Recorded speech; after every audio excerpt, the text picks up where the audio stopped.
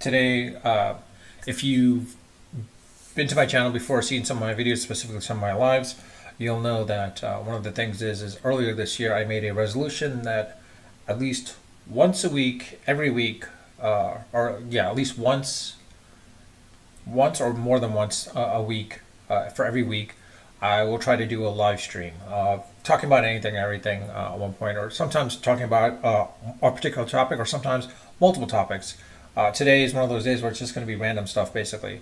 One of the things I'll talk about right now is, and now I'm going to try to keep it as short as possible. I've seen that most of my lives don't really get any views, but they get views much later. And if you're going to see views much later where like it's not live, I'd rather keep it short. So in this case, I'm going to talk very quickly about the Monza race, F1 Monza race.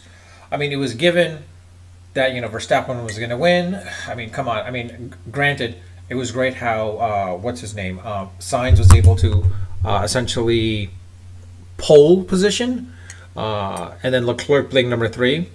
But it was only given a matter of time. It was a pretty impressive how Sainz was able to hold off Verstappen for at least a good 13 laps. I want to say, even though it was 15 laps, reality was 13 laps. Kind of sucks what happened with Hamilton, but Lewis Hamilton. But it happens, unfortunately.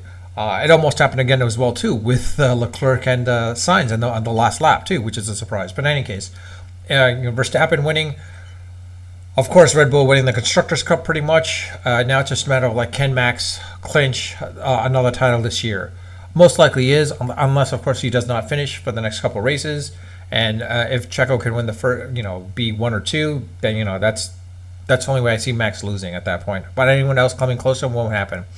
Alonso is ahead of Lewis in this situation. We saw that. It's gonna, we'll see what happens. I think that's the race that everyone's looking at now. Is basically the third place in the title shot. Is who's going to get the third spot? Will it be Lewis Hamilton? Will it be Alonso? No, that rivalry has been reignited. And now the other aspect as well too is the Constructors' Cup. That's a big thing as well too between Mercedes and Aston Martin. It's going to be interesting to see how that works out as well too. But I'll say this: Sainz did well. Leclerc, I don't know if this was the team itself that should, especially the principal, should have just basically told Leclerc, all right, battle it out, but don't battle it out where it causes problems. And look, with those two, basically at the last lap, Leclerc skidded out. He almost took Sainz out as well as himself, to the point where they would probably never have finished.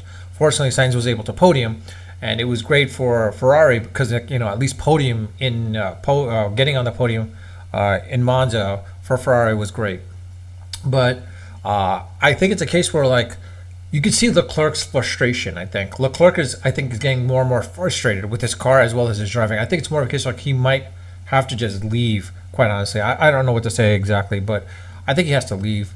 If I'm Ferrari, I don't want to say you should drop him, but you might have to in this case. Who can take his spot? It's hard to say. I mean, like Leclerc talent-wise is really good, but raw talent was good. But it looks like it's not being refined enough, unfortunately. Maybe someone has to put him under his wing, and like if he was to work with Alonso, I think it would be a whole different story. But in any case, the same thing with Lance Stroll. I mean, honestly, Lance. Everyone's saying like he's not living up to his expectation. After his first 2 races, you thought, oh, okay, maybe, especially when he had that fractured arm, maybe he might do well this year. It's not. It's been mostly Alonso. If I'm Papa Stroll or unfortunately the Aston Martin team, they can't do anything about it because the owner, Lawrence Stroll, is the father of Lance Stroll. So Lance can drive as much as he wants to, unless Lawrence recognizes you're debilitating the team. We need a better driver. I think Lance is going to be there for a while, but you can see what he's doing to the team itself and to the car. He's not a worthy driver, quite honestly. Honestly, I think I talked about it in my prior videos and prior live about or one of my videos basically about signing of Hamilton and Russell to Mercedes. I think that might have been a bad move on Lewis's part, but if he's willing to stick around for another 4 or 5 years, who knows? Maybe it might be a good spot. I can't say this though. With F1, it's football season now. So like this Thursday is football season, which is great. Now it's a question of like oops. Sorry, I'm just looking at some stuff right now. It's great to the point where like we get to see what happens. I mean, it's going to be the Chiefs versus the Lions. It'll be interesting to see how that works out. I mean, honestly, I think the Chiefs are going to win, of course, in that situation. Lions, for some reason, are confident, but I don't know. We'll see what happens there. With the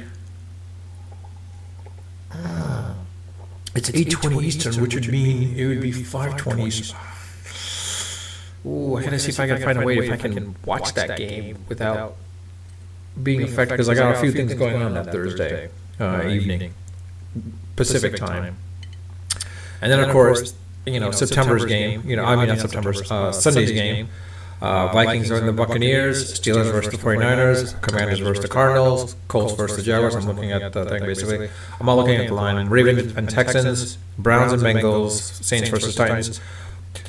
All right, these are the 3 games. I'll call you the 3 games, absolute games I know that are going to win basically. Chiefs are definitely going to beat the Lions. That's for sure.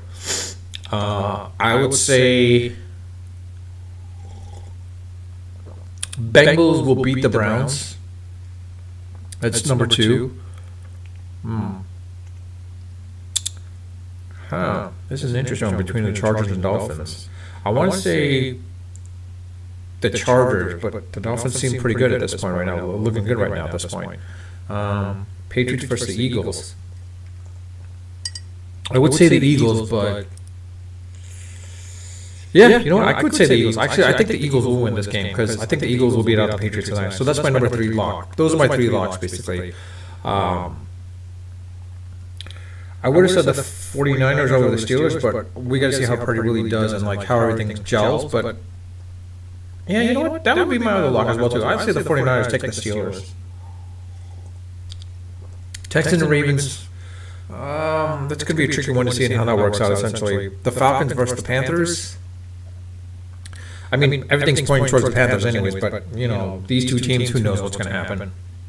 And, of course, the one thing I'm kind of curious to look at is the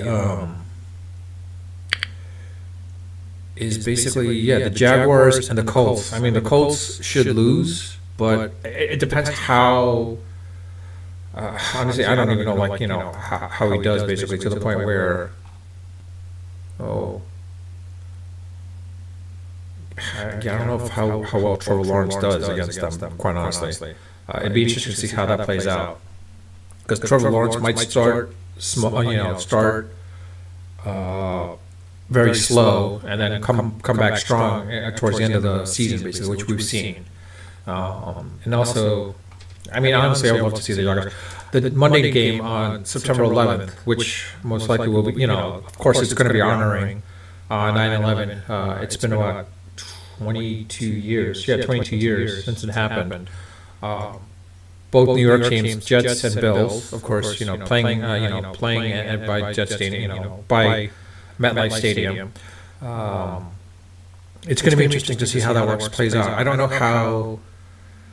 Well, I think everyone's going to be watching this game more so because of the fact that you've got you got the Bills. I mean, basically seeing how they play out, basically, and how he works out in that situation. But also the fact is, like, you got Aaron Rodgers making his debut with the Jets and seeing how that works out as well too. I mean, honestly, this is a team where the Jets are projected to go much higher in the standings as far as like going to farther into the playoffs as well too. Not only making the playoffs, but going farther into the playoffs and seeing how that works as well too. That'll be interesting to see at that point as well. But I don't know. Outside of that, football season, baseball, I mean, still going on. I'm not going to talk about the Mets. I'm not going to talk about the Giants because, honestly, I got to see for the first 2 games how Daniel Jones, does. I mean, honestly, I'd be surprised if the Giants actually beat the Cowboys. The Cowboys are too good of a team right now, honestly, and I don't think that the Giants last year could barely beat them. I don't think they're going to be able to beat them this year as well, too, unless somehow the defense was dramatically shifted to the point where, or not shifted, but dramatically changed to the point where like they've improved considerably. But that would be interesting to see. Now back in baseball, I want to see how things play out with the Mets as far as not with Senga, because like Senga's doing really well. It's a matter of Ohtani and Yamamoto, basically. First, if they can get Yamamoto, with those two, will two Japanese Japanese pitchers want to bring Ohtani? It's like, okay, I got some people, some people that speak Japanese, that, my fellow countrymen on my rotation. I might want to play with them. That could be a case of like drawing in Ohtani, because like, again, the whole thing about like, Ohtani being the fact that he's going to get paid a hell of a lot of money. It's a given there. Sorry, I'm just looking at any chats. If you're sending any chats, I don't see any chats. I don't see anyone on at this point, so I'm not really concerned. But if you want to leave a chat, comment in the comment section after this becomes permanent, please do so. Also, I do read my comments when I get notified. That is, I actually just was notified today about 2 different comments, which I didn't even realize. One of them was about my Apache Pulsar versus Kafka. Now someone's asking me about RabbitMQ versus RabbitMQ.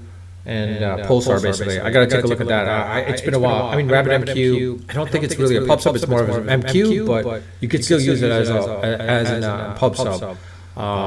And then also the other aspect, I might put in Red Pandas as well, too, in that situation. But then there's other aspects as well, too. Someone was talking about, I got to get to the comment section. I got to see. But basically, anyways, I got to talk about, start talking about those two and responding to those 2 responses.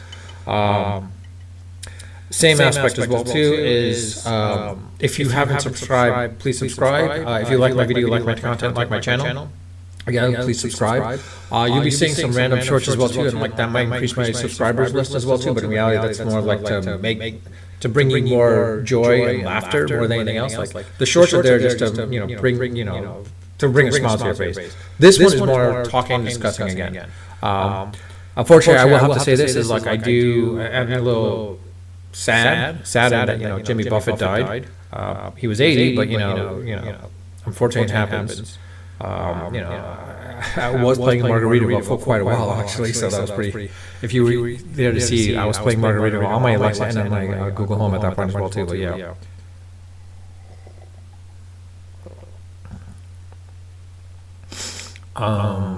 But with that, I'll wait. Hold on. Wait. What? I'm sorry, I'm just reading a piece of news now about that airline MH370 may have been found. The Malaysian Airlines flight MH370 and Dutch Cambodia has been for the British Television Republic over the weekends. Okay, so they're talking about a plane. I think it's a hoax, being the fact that it got lost in a Cambodian jungle. And this is a plane, an airline that actually in 2014 it just disappeared off of the radar. Like no one knew what happened. It's unknown what happened to to anyone there. Some people are saying, hey, it's a possibility that they might have gone forward in time. I forgot what movie it was, but those movies that do that basically. I think there's also a movie called not a movie, but a show called. I was on NBC, then went on Netflix. That's not Survivors. I forgot what it was. If you know what it is, please let me know in the comment section. I keep forgetting the name of the show, but plane goes basically. The people in the plane don't age, but they've gone forward in time, etc. And there's a few things about that as well too. Honestly, I don't know if that's true or not, but whatever. Honestly, I don't know. You see, I'm doing this all live. Like if you see my videos, see my channels, a lot of it is unscripted. It's just pretty much off the cuff, off the fly. I just talk whatever I talk about. And also at the same time, I mean, when there are some parts of tech, some tech aspects of things, I might have some bullet points like posted up there for me to look at, basically to remind me, okay, hey, I got to talk about this or this, and don't forget this or this, basically. So if it's tech related stuff, I do have to, because like, for me, I'm in tech, so I'm not gonna like muck it up, put it that way. Anyways, I'll leave it at that. Oh, also, I could say this: One Piece on Netflix. It was. I'm not disappointed. Put it that way. Compared to all the other live adaptations of the animes that are out there, like Dragon Ball Evolution, Death Note, even the Cowboy Bebop. I think One Piece is keeping to Oda's vision, even though it's deriving from the manga a little bit as well as the anime series, it's definitely has to make it a little bit fresher. So make sure, like, it's like, oh, people are going to expect this. It's got some of the basic concepts down. So it's like it's keeping the spirit of Oda Ichiro's vision in play. And I kind of liked it, actually, to be honest. I mean, the only thing that I wasn't too keen on was Garp being introduced so early. Because now I'm wondering, like, how are they going to introduce Garp and then introduce, Dragon at that point as well too. That's going to be kind of interesting to see how that works out. I'll probably do a video review of it. That's much later because I'm also watching Murders. Only Murders in the Building. I haven't watched this last episode. I'll be watching it when I have time. Today, I mean, it's one of those things. Like I said, I finished One Piece. It took a while. I'll be interested to see how season 2 plays out, especially with the Alabasta saga, basically. I could say this though. I was surprised that they were able to condense all that into one season, basically. I was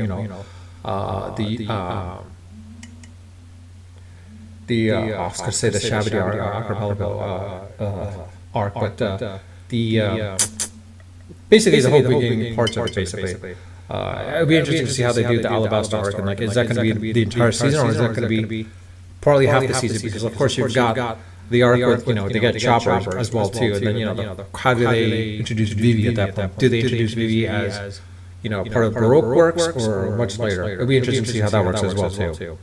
But it was interesting how they introduced Baroque works a little bit early in season 1, episode 1 basically as well. So I'm like, okay, that was pretty quick as well too. But I was kind of still, like to say, put it this way, I wasn't disappointed in the series. I was not disappointed. It was much better than all the others. I might have a ranking one of these days, showing all the live animations that are out there.